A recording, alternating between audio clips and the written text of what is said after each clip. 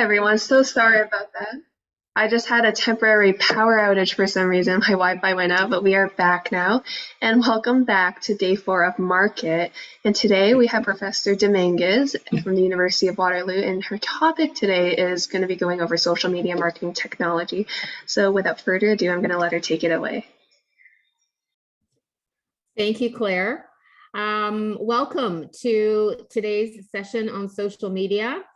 I am really super excited to talk about this topic because, you guys especially, much like my students, are sort of the generation and cohort that have grown up with it and had this since birth. So I always find it interesting to hear from my students what your experiences with social media have been.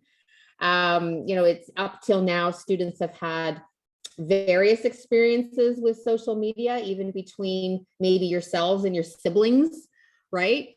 Because the access to different types of technology or what's mainstream can change from year to year. It's sort of stabilizing a little bit now, but it's differed so much.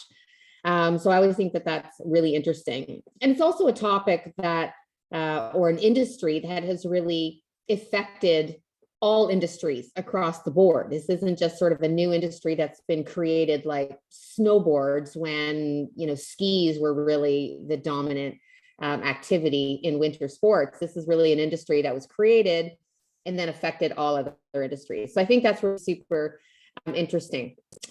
So what I'm going to talk to you a little bit today is I'll just sort of go over today's session and in terms of an agenda. I'll introduce myself a little bit just so you know who I am and where I came from. We'll talk a little bit about social media, how it became a business. Like, where did it actually come from? Who in the world started this whole thing? The avalanche that has created social media as a business. There's certainly issues to consider that are relatively new, even for your age group, that we should talk a little bit about. And then I'll finish up with, where does it go from here? What are sort of the next coming things in this industry? Where can you go to learn more? My understanding is you guys are still in high school. So your next step is, are you going to go to college? Are you going to go to university? Are you going to start working? Maybe you want to start your own business. From my perspective, I teach at the University of Waterloo. So I'll talk a little bit about our global business and digital arts program, which has a lot to do with social media. So I thought you might find that interesting as well.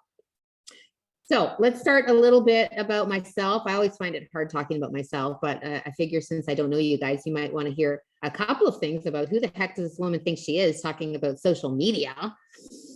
She's old. What's going on, right? So why am I talking about this? Who am I? Well, I've been a lecturer at the university for the better part of a decade and a half. I think I'm at year 15 or 16, something like that. I stopped counting after I got into double digits.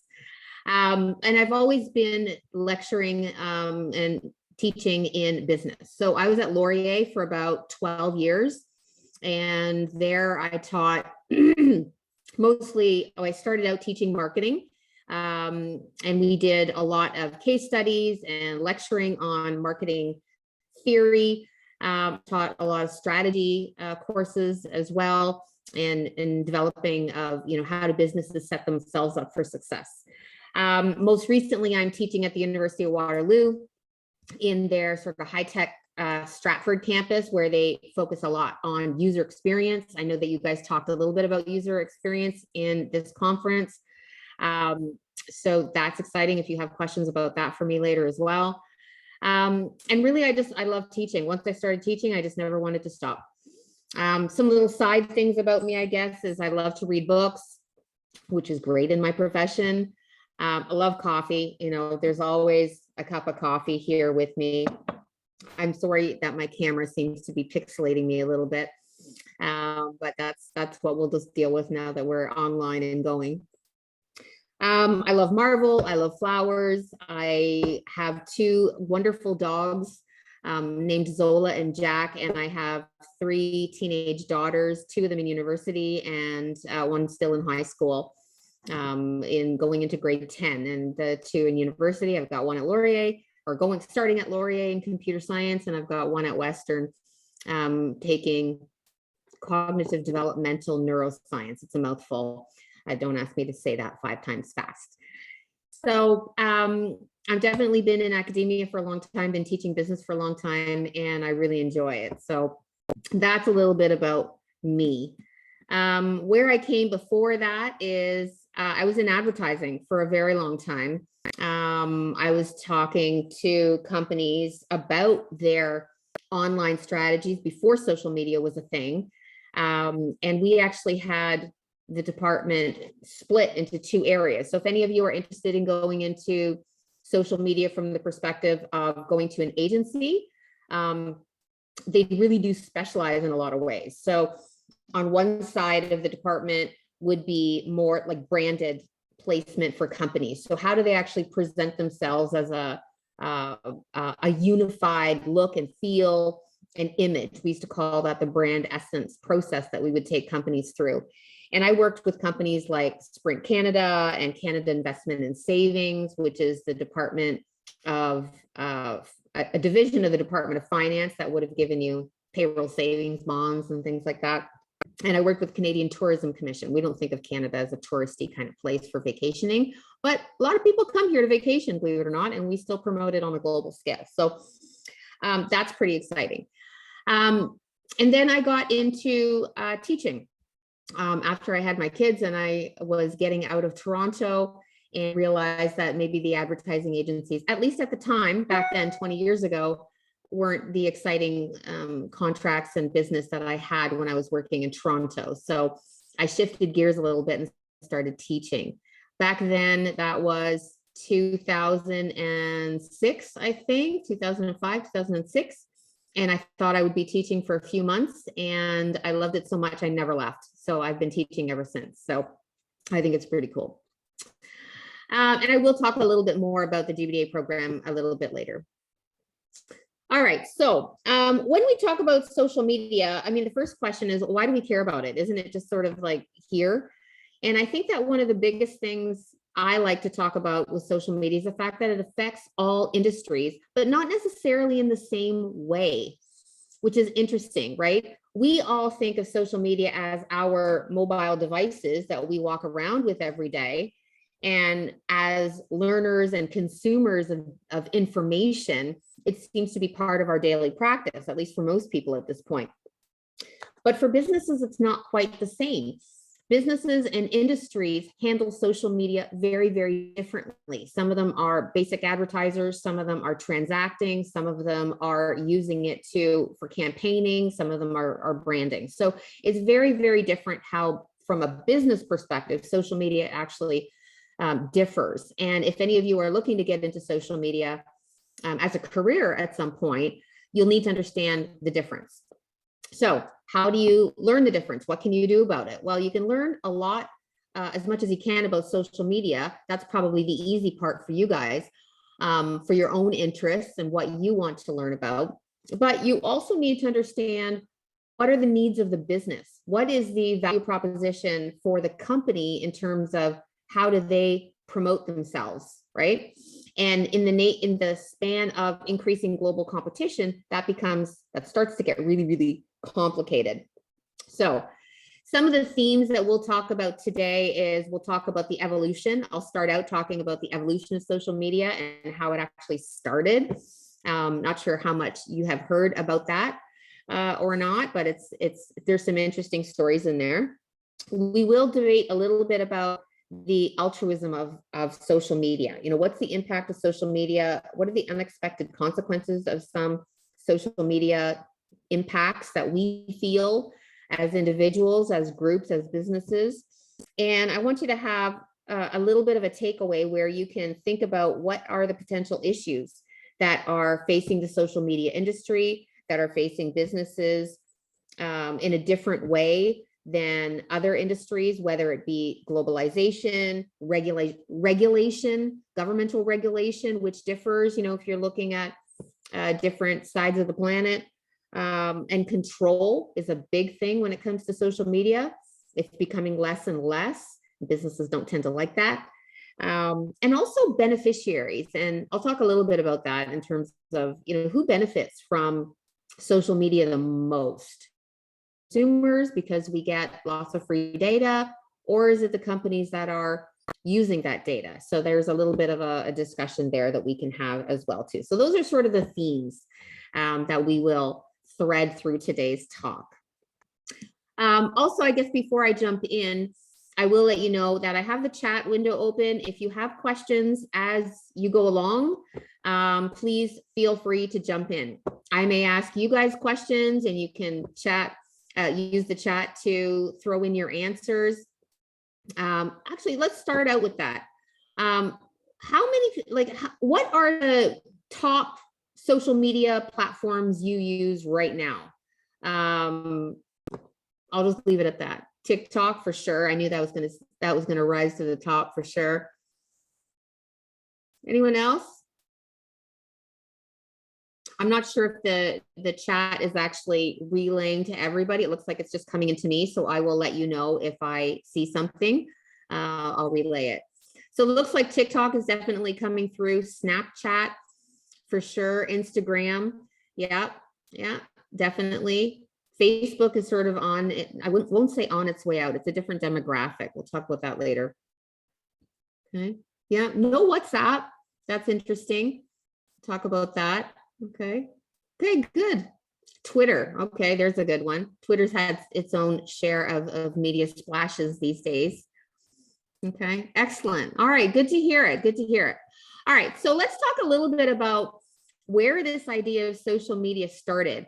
There is a bit of a debate when you think about social media, because there isn't really, a consistent way of thinking about when social media started. I like to think of it as this gentleman right here. He was a person that you may or may not recognize as Morse. And he developed a code, the Morse code. And the first message, and I think of it as the first text message, because how else can you think about it? And hopefully you can see that here. I know my camera's doing fun things right now. But the first message that was sent through was, "What hath God wrought?" In May 24th weekend. It was a Friday, I believe, in 1844. First text message ever. And I have to think about what was going through that man's head when that was did he really have the vision for where this would go? Did he really think about what the impacts were of what was just created? So I can give you a little bit about the backstory. Morse, most people have heard of the Morse code, obviously. Morse code was what was used to transmit that first message. But it was the first official opening of the Baltimore-Washington telegraph line. So Morse, who was a painter at the time, so if any of you in the audience here are artists, you may not think of yourself as a technology person, but Morse is not known as an artist. He's known as developing Morse code. And he had heard of an inventor's idea of the electric telegraph in 1832. And back then he spent the following 12 years trying to perfect a working model for a set of signals that could transmit through a working telegraph instrument. So he needed to figure out how to represent language in terms of the tapping code we think of as Morse code today. So in 1844, he inaugurated the world's first commercial telegraph line, which obviously had huge impacts to the future development of communication in the world. So I know that goes back quite a bit, but I think that is sort of the first incidence of digital technical communication between two separated individuals. So I think that probably qualifies as the first bit of social media. Hopefully you found that interesting. This is not a history lesson. I'm not a history professor. So that's about it for ancient history as we think of it. I will jump forward a little bit to tell you a little bit more of the reality of how the infrastructure and technology was created. Because we often think about the internet being invented in the 60s. They're like, the 60s, man, they had everything. And they did. They had a lot of stuff, actually. A lot of great inventions and technology came out in the 60s. But it was in the late hours of 1969 in October, close to Halloween, actually, where there was this sort of insignificant, unexpected experiment that was done out of a lab in UCLA, actually in California, that basically sparked a revolution that is still evolving today. And that's the internet. So the experiment had, not as much to do with military and politics as people usually think. Usually people think the internet was created for military, which is true. We'll talk about that in a second. But it was really these two instructors, professors, named Leonard Kleinrock and Charlie Klein. Kleinrock was a professor in computer science, and Charlie Klein was actually one of his students that was helping out on a project, which is super cool. This is what you get to do when you go off to university and find professors that have cool projects that you can get involved in. And they were basically, techies that thought it would be really exciting to try and figure out how to get two computers to talk to each other and exchange information. So the military support and history of it is what people typically know. And where that came from is when, the governments were still afraid of nuclear war. They were afraid that a large amount of our data was collected in very few computers. And if those computer central locations were destroyed, infiltrated, it could cripple a country. So they wanted to develop a technology that would allow what we know today of as packet technology, packet exchanging, where you take a piece of information in one location, break it up into a whole bunch of different packets, send it out on this web, and then have it aggregate somewhere else and come back together. And that's the essence of packet technology. So that's really what was created when these two gentlemen developed, their method of having those two computers talk. So, you look at nowadays where, there's so much reliance on the internet, but it's safeguarded because there isn't one sort of central repository that is potentially at risk of losing all of the data that essentially runs our country, operate an infrastructure that runs our country. So that's the good news. So where did we go from there? Well, once we had that infrastructure in place, social media was officially born. We had, all kinds of examples you can see here. When I started working in the internet industry in 1996, which is really showing my age now. If you see this screen here, Alta Vista, that was the first Google. Google didn't exist when I got into the internet industry. It was nothing. It wasn't around. So Alta Vista was really the search engine that you would use, and everybody would have to go into Alta Vista and you would have to learn. You'd have to go in and do their little tutorials to figure out how to search and understand that, quotes, look for words together and pluses and minuses, add and subtract words together when you're doing searches. And all of this was brand new. Nobody knew anything about this. So that was pretty interesting.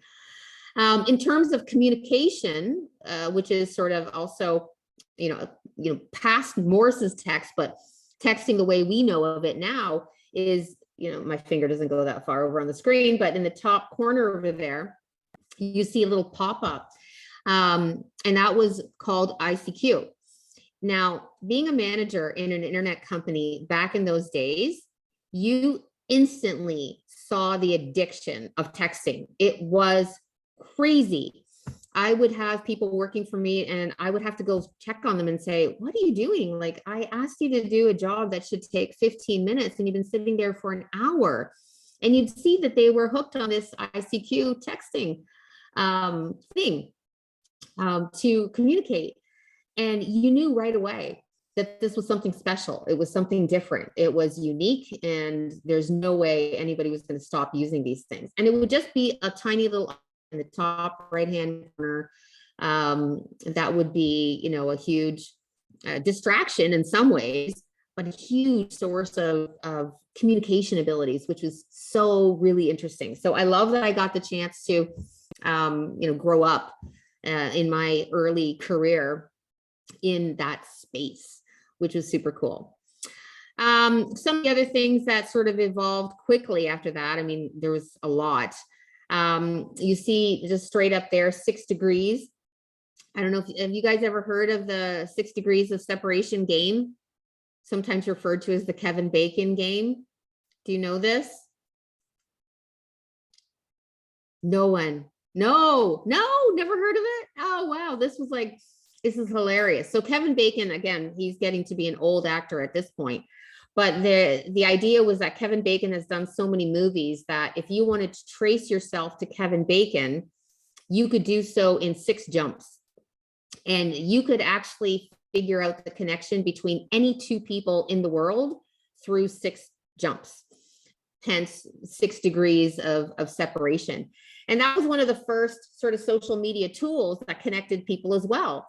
Because you'd say, well, how far are you to this particular celebrity? Or how far are you from that particular celebrity? Or how do you get these 2 celebrities to Kevin Bacon? Something like that. I've actually gone through this process, and I realized that there's only one person between me and Kevin Bacon, which I thought, that's really weird. But I met Jill Hennessy a number of years ago, who I believe is doing a show, City on a Hill. I think it's on Showtime right now. I think they're going into season 3. And Jill Hennessy and Kevin Bacon are married on this. I think it's like a crime scene FBI type show or something like that. So I've met Jill Hennessy, who is currently working with Kevin Bacon. So I guess that's just 1 jump. That's 1 degree to Kevin Bacon. So, or 2, I guess, because I've not met him directly. So that's kind of interesting. So people use this. This was like, at the time, about as viral as something could get, was trying to figure out these things. So 6 degrees was developed in 1997, and it was basically the first model for web contacts, right? For connecting people. It allowed users to list all of their friends, their family members, and allowed you to invite external contacts to join the site. And it was basically the first social networking site, which is why you still hear it percolating around today, even if you haven't heard it. So that was sort of the Kevin Bacon law, if you will. Then social media sort of went further with this company called Friendster, which you may not have heard of. They are not around anymore, that's for sure. But they were definitely one of the first social media sites. And they were created by some friends, a few entrepreneurs, Peter Chin, Jonathan Abrams, and David Lee. And they are most famous for turning down $30 million. Now think about this, 1997, $30 million in 1997 is a lot of money. So they are considered one of the biggest blunders in Silicon Valley for turning that down. But think about it. If you were thinking that social media was such an addictive technology, was so amazing, everybody wanted it, and you had a company that was developed to harness that social media power, you may have thought, no, $30 million right now might be a lot, but over the course of my lifetime, a lot more than $30 million, which would have been a fairly reasonable, a reasonable thought, to be honest. But as we all now know, Friendster is no longer. Friendster failed in 2015 for lots of reasons. One, everybody knew social media was a big deal, so competition skyrocketed after that. They also had a number of leadership blunders where the founders didn't always agree on how to run this company or where to invest in. They had a really poor site maintenance, meaning we didn't have a lot of reliability or understanding of what's going to be required for good site performance. So that was problematic. And content management cost a lot of money. Back then, you didn't have individuals creating content. You had content creators at the company, which are expensive. I feel like I'm lagging a little bit. Can you guys hear me okay? Let me see if you can put that in the chat, if you can hear me okay. Yeah? Okay, good, good. All right, so if you can't, or if I'm lagging or need me to repeat, just throw something in the chat, okay? All right, so I guess the moral of the story here is that the first mover advantage doesn't always work. You know, I've taught so many students that think, oh, if I could just do it first, if I could just think of something first or think of something new. You know what? Companies that do the best are the ones that copied somebody else and just did it better. So if ever you think that there's a crappy company out there that's doing a really bad job of something, figure out how you can do it better.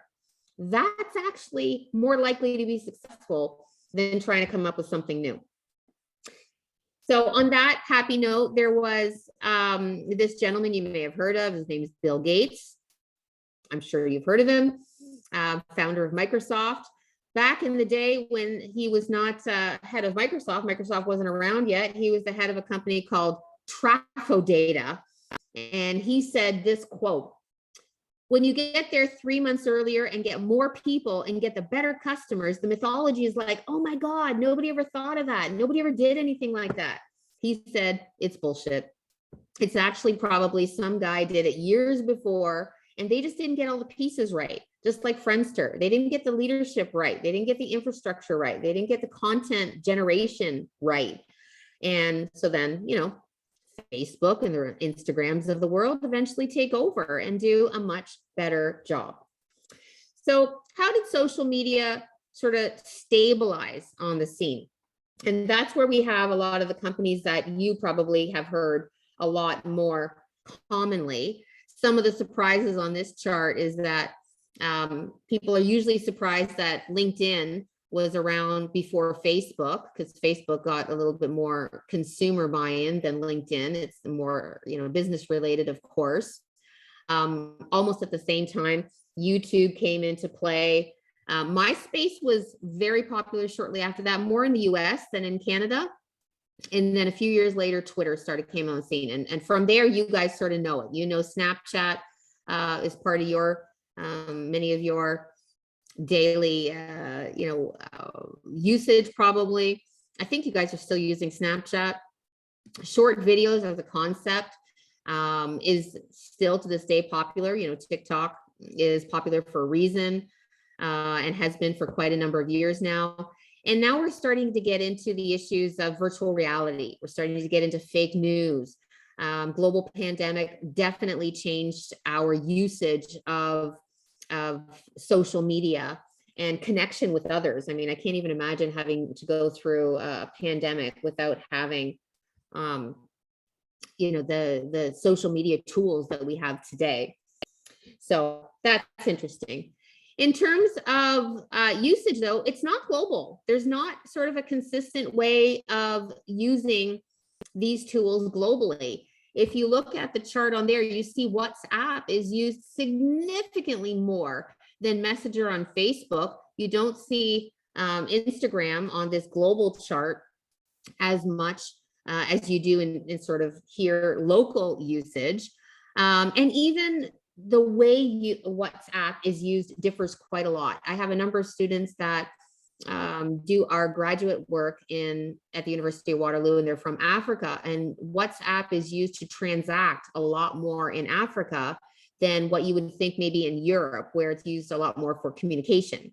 Whereas in North America, we use a lot of Messenger, Facebook still is quite popular to be used. WeChat is definitely more on the other side of the world, extremely popular in China right now. But what's interesting is the variability. There's no sort of global monopoly for a social media platform that people originally thought there would be, which I think is really interesting. Like, the growth has really changed. So if you look at some of the usage charts we've got here, the most popular social network still, as of, a year ago, is Facebook. And I know you guys probably think, Facebook, what? Yes, Facebook and YouTube are still the most popular. WhatsApp is still more popular on a global scale than Instagram. What's interesting is that's changed. Instagram, if I looked at this chart when I was teaching this a couple years earlier, Instagram was further down. So Instagram is definitely moving up the chart for sure. But it's definitely a change. And the demographics change. I'm sure you've heard that, older people typically use Facebook. A lot of younger people use Instagram and Snapchat. You've also got TikTok being used by a much younger generation than the older generation. Facebook's done a tremendous job of getting short videos embedded, like Tasty. They know their audience really well to get those short videos embedded in there in terms of content development, which is super interesting. So it's really changing sort of commercial society right now, which is interesting to me. So where does that leave us in terms of the business of social media now? Well, I mean, there's some great examples out there right now. I mean, Meta is advancing their ability for language translation. I think they're up to 200 different unique languages. Their model is no language left behind in their AI model that they're currently continually working on. YouTube is now trying to improve the features that will improve performance, but they also are introducing this feature fairly recently. I think it was just announced not that long ago, called Short Analytics, which allows you to compare performance statistics. So if you're really trying to use YouTube as a media to make money, there's some increasing potential there.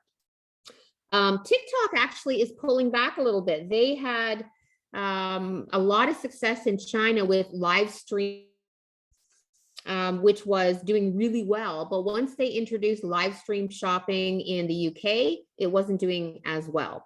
So they're having a little bit of, experimental expansion issues that they're going to have to work out. Mainstream in North America is definitely TikTok, Instagram, still Facebook. Whereas China, they use WeChat and QQ. I think that's how you would pronounce it. And they're used both for communication, but also for daily purchases, just to buy things, in your day-to-day travels, which is really interesting. The version in China is not called TikTok. It's called Douyin. I think I'm pronouncing that correctly.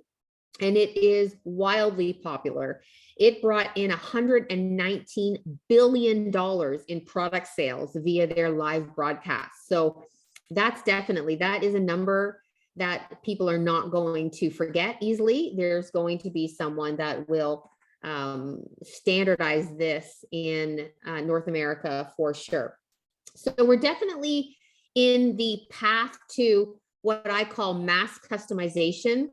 It used to be back in, the industrialization ages, which is probably what you learned in high school, industrialization of the days of like car manufacturing and chocolate making and coffee bean roasting was always about mass amounts of product being made at the same time. But now we're moving into this era of mass customization, meaning I can still scale to this huge level, but I can still give individual people what they want. So let me give you an example. If you log into Netflix, I'm assuming many of you use Netflix, your profile of what's recommended to you will be completely different than what's recommended to your sibling or your parent or your friend, right? So that's the idea, where you can scale to a large amount of data and still present in a very specific way. Companies are still trying to get their head around what this means to them. And some industries are doing it very differently than others. We're also in the era of social media where we got to deal with fake news. It's very difficult to discern what is real and what is not real. I mean, any of you who watch, Marvel or Disney Plus, where you see, I think they had not that long ago, Luke Skywalker looked like a 20-year-old. Well, Mark Hamill is no longer 20 years old. That was completely fictitious, but it looks completely real, like it's an actor that is there being filmed. So when you're in that stage, fake news becomes a real problem because we're all so crazy busy. We don't have time necessarily to validate everything we see. So it becomes difficult to handle. So fake news is definitely an issue that we're going to have to deal with over the next number of years. Virtual reality, augmented reality, definitely. And live streaming is definitely sort of coming. So that's kind of where we're at in terms of where it will go. If you look at social media now, so I'm watching time. I said I wouldn't take more than 45 minutes, so I'll try and go through this quickly. But social media is still primarily casually focused. That is going to change. That whole professional development, I think this is actually already 2 or 3 years old. 2019. So this is already 3 years old. That professional bubble has already increased quite a lot, especially over the pandemic period, has had to use social media quite a lot. So the effect on business will be tremendous. If you look at these two gentlemen, Bill Gates knew it right away. He's actually quite the visionary. And then over on the side there, you've got Reid Hoffman, who is the founder of LinkedIn, who was, definitely doing a lot. So a lot of growth, I should say, in terms of use of social media and how to sort of monetize social media. So the majority, definitely the casual segment, the Googles, Yahoos, Microsofts, MySpace, Facebooks are all, consumer-based company programs. LinkedIn is becoming more consumer-based, although they were primarily a business-to-business type of entity. So you definitely see that kind of shift for sure, okay? I can go through a few examples. If you look at, there we go. Amazon is, huge. They are, considered one of the largest online, they are the largest online retailers, but that's not all they make money on. Their Amazon Web Services are tremendously popular, Amazon Prime, and this uses social media, connects with social media, but isn't necessarily social media. So there's all these connected companies. Apple, same thing. The majority of their revenue might be hardware, meaning their iPhones, but they have a lot of other businesses that are related that use social media, connect with social media, but aren't necessarily social media. So that's, really interesting. If you look at the top 5 companies combined, meaning like the Amazon, Apple, Google, Microsofts of the world, they actually have more GDP than the entire Saudi Arabia region, which is crazy to think about, right behind the Netherlands. So they're huge monster companies. Microsoft is the same thing, various sort of elements of what they offer, like whether it be, the office suite for professionals or, online gaming, which has also shifted quite a lot. And they also own LinkedIn, right? So lots of variety. What I think is really interesting is when you go to look at a Facebook type company, not a lot of variety, 98.5% on Facebook ads, which most of the time when I talk to my students, if they think they're going to develop an app that's just going to rely on advertising, there's not a lot of ability to make money just focusing on advertising. Yet Facebook has made a very successful career of it. So there's lots of reasons to get into that. I can certainly talk to you afterwards if you're interested in that kind of thing. But there's different tiers of advertising that they do, whether it be branded or campaign based, those types of things. So what are the issues? I mean, so far everything sounds fantastic, doesn't it? It sounds too good to be true. But one of the issues, I said we were going to talk about issues, is we got to talk about this idea of data.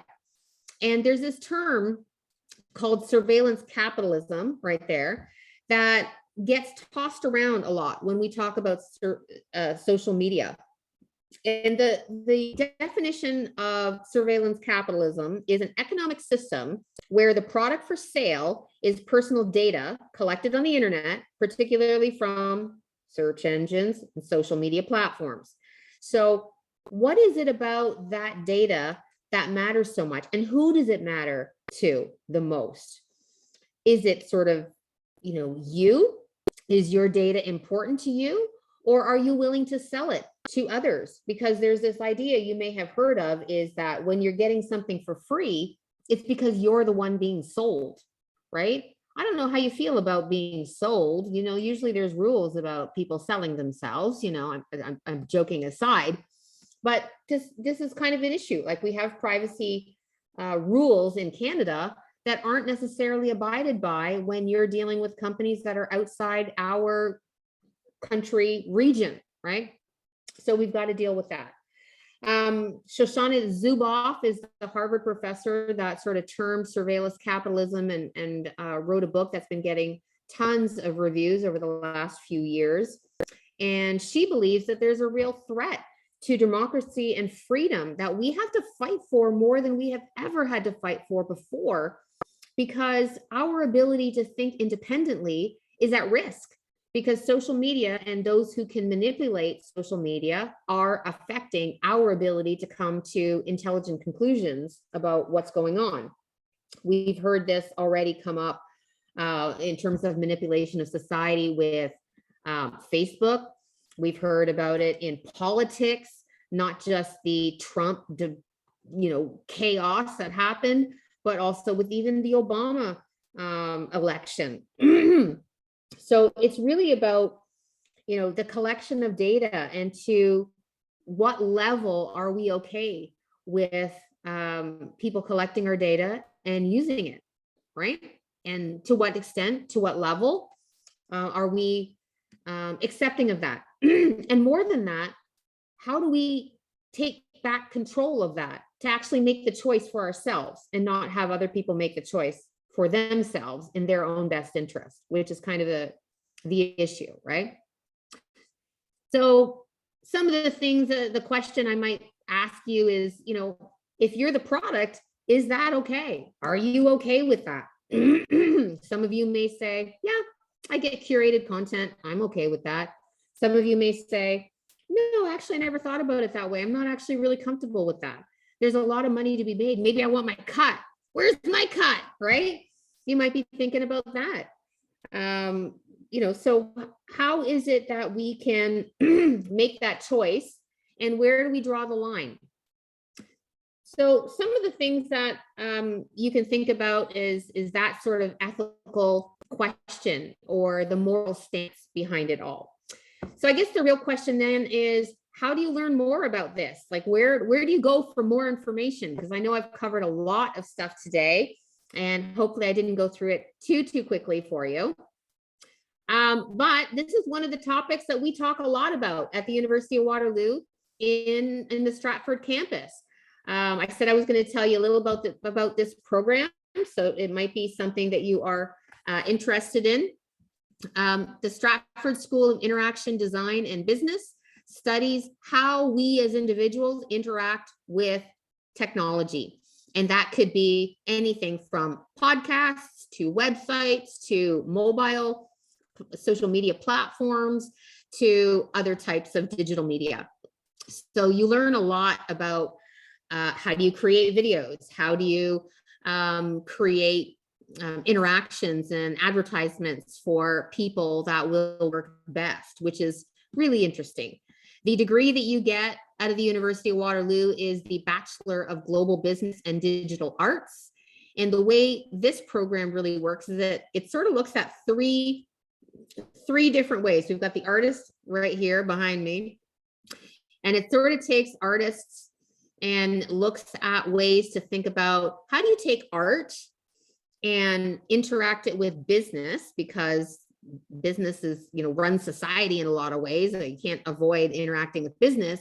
And how do we use technology to maximize those opportunities? So it's kind of like three pillars to that program, combining those three areas.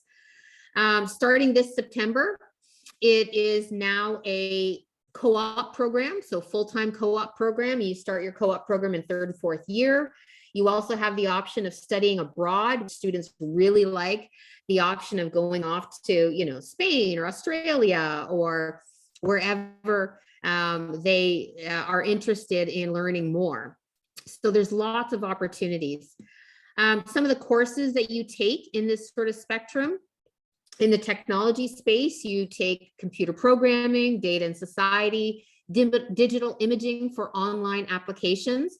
So there is some amount of programming, but it's not like a computer science program where it's heavy on, math and those types of things. It's a little bit more of recognizing what goes into computer programming, so that you can interact as a digital artist with understanding the terminology, understanding what needs to be created. So it's more the interface of it all.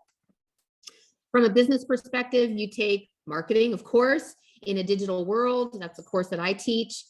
You take intro to business financials. You can take global development of business. So there's a variety of business courses you take. And then on the design side is where you learn a lot more about user experience, digital media design, user interface design, graphic design. So if you're interested in design and art, you loved your art classes in high school, but you like being on computers and learning about technology, this is a great opportunity for you to sort of hone those skills. In the classroom in Stratford, we do a lot of project-based learning.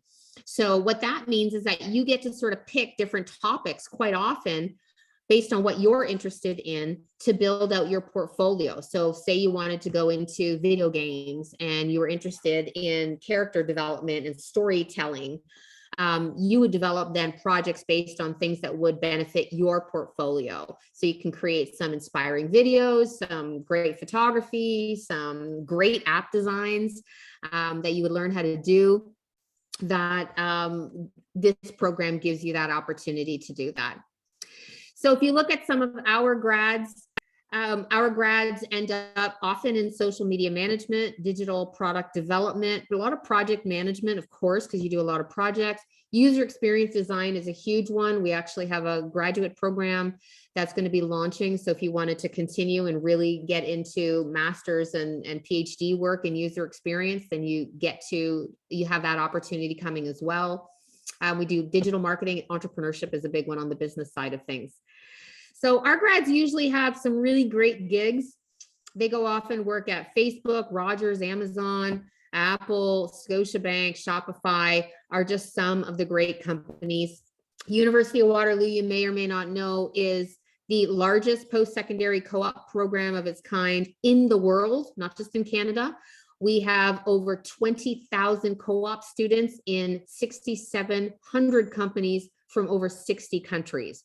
So a huge amount of wealth of experience and support to help students find jobs in areas where they're excited to learn and hopefully, transition into the career of their choice.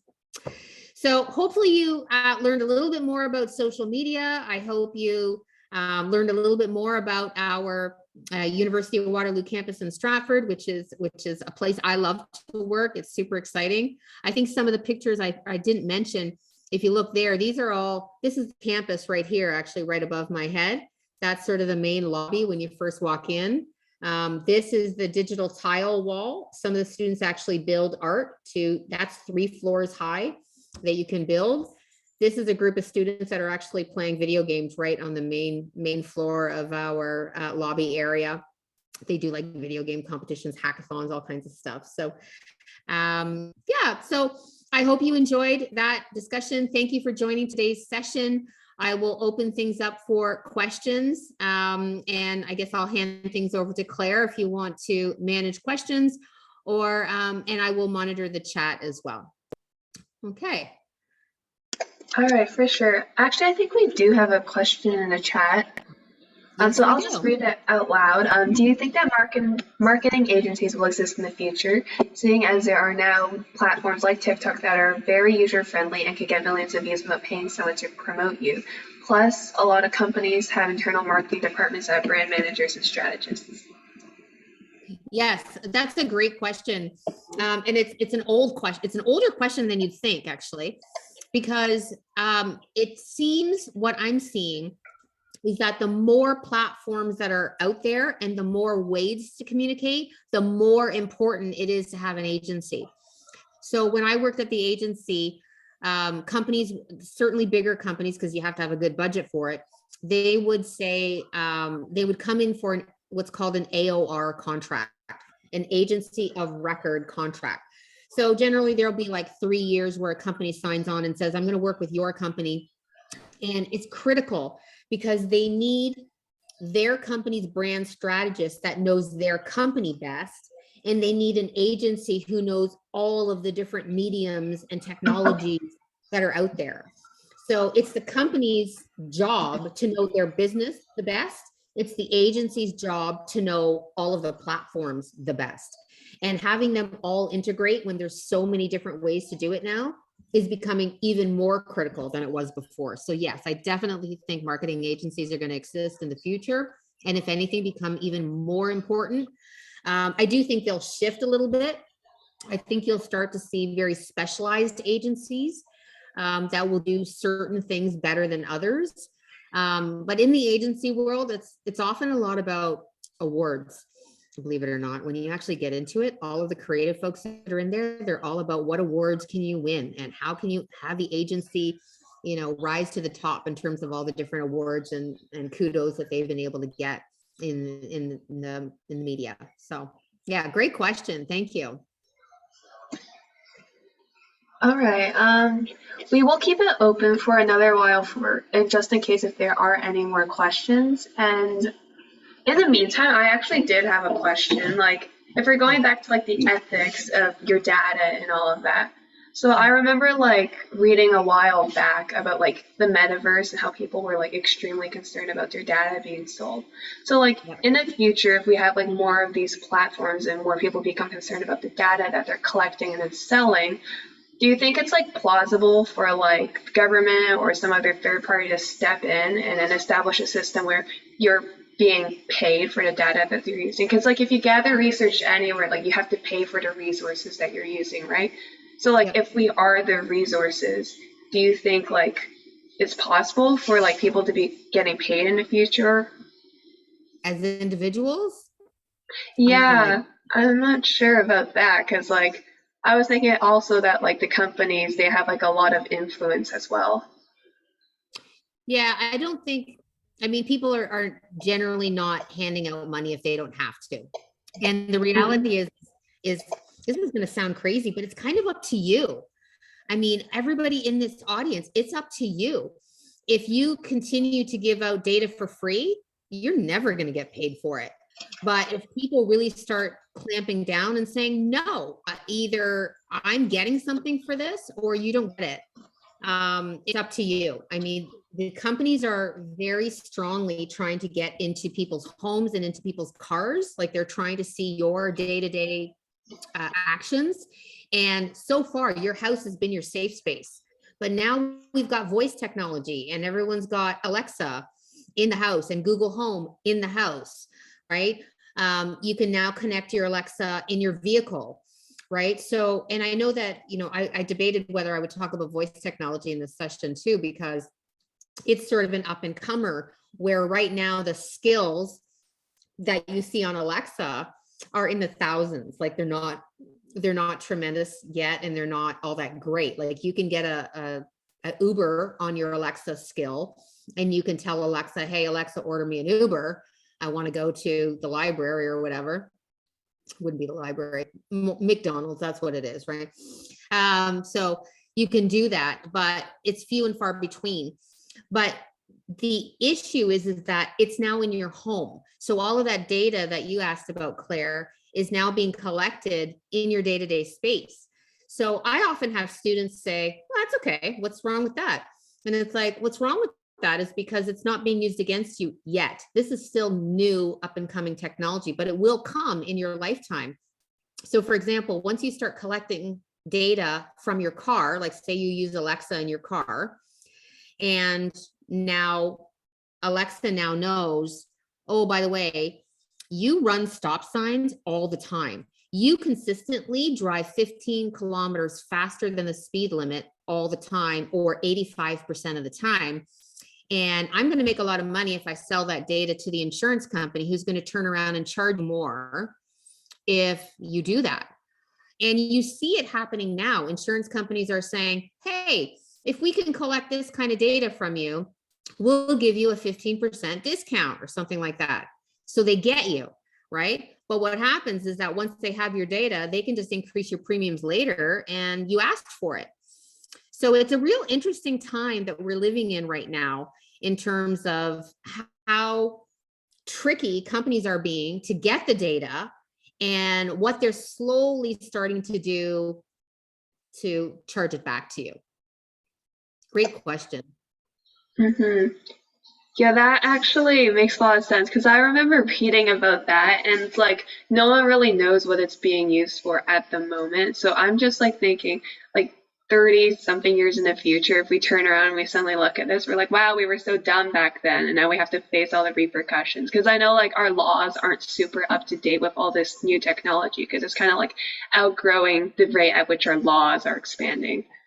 Yeah. And honestly, if I were relying just on Canadian laws, I'd probably be more comfortable with it. But the reality is many of the companies we work with are not Canadian and they don't follow the same rules as Canadian law. And it's impossible to know what all of the latest and greatest laws and regulations are globally. That's just not possible on an individual basis. So the best, I mean, if I don't want this to sound so dire and terrible to you guys, but your best hope really is to work with companies that have reliably kept your data private. Like if you look at Apple, Apple's doing a tremendous job of keeping data to you, right?